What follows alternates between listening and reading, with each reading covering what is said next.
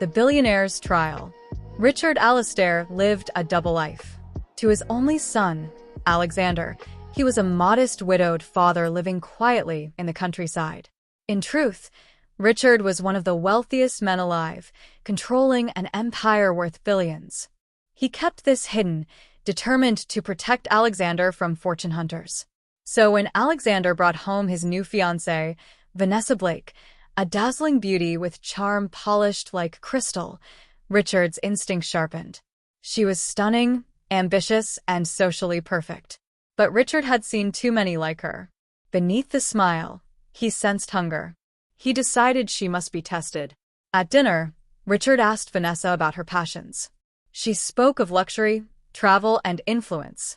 Family and sacrifice barely crossed her lips. Alexander, blinded by love, found her answers enchanting. Richard, silently, marked the first warning. The following morning, he invited her to help in the garden. Vanessa arrived in heels, scoffed at dirt, and within minutes abandoned the work. Richard found her inside, scrolling through boutiques on her phone. The mask had slipped. She had no patience for humility or labor. Later, Richard tested deeper. Over wine, he hinted at poor health and the possibility of selling the estate to cover future expenses. Vanessa's eyes darkened, her tone sharpened. That night, Richard overheard her whisper to Alexander, "Why tie yourself to this place? We deserve more. Once your father's gone, shouldn't we be living like we deserve?" The greed was undeniable. The final test was cruel, but necessary. Richard told Vanessa he planned to give her a private wedding gift, a modest savings account left by his wife. He asked her to keep it secret. Within 2 days, she attempted to transfer the funds into her own name, raging when the bank refused. Richard had all the proof he needed. On the night of their engagement dinner, with friends and family gathered, Richard stood to speak. He revealed his true identity, not a simple retiree, but the billionaire behind Alastair Global Holdings. Gasps filled the hall. Vanessa's eyes glittered with sudden hope until Richard laid bare her failures. He recounted the garden, the whispers, the attempted theft. "You do not love my son," Richard said coldly. "You love the wealth you thought he had." Vanessa turned pale, then furious. "That's not true," she cried, clinging to Alexander.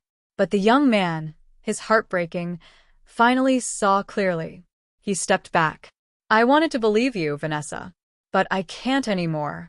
She stormed out, heels echoing like a verdict. In the weeks that followed, Richard returned often to a small cafe in town. There he met Clara Bennett, a humble waitress who supported her younger brother through school. She was kind without effort, warm without calculation. When she spilled tea on herself, she laughed. When an old woman needed help, she rushed without hesitation. Richard introduced her to Alexander. Their friendship grew into something deeper. No diamonds, no promises of fortune, just shared laughter and honesty. Clara valued loyalty over luxury, trust over status. Slowly, Alexander's wounded heart healed.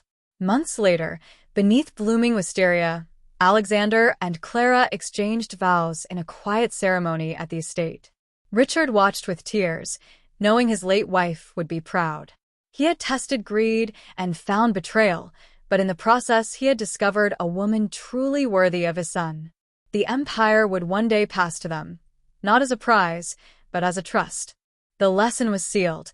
Greed destroys, but love endures.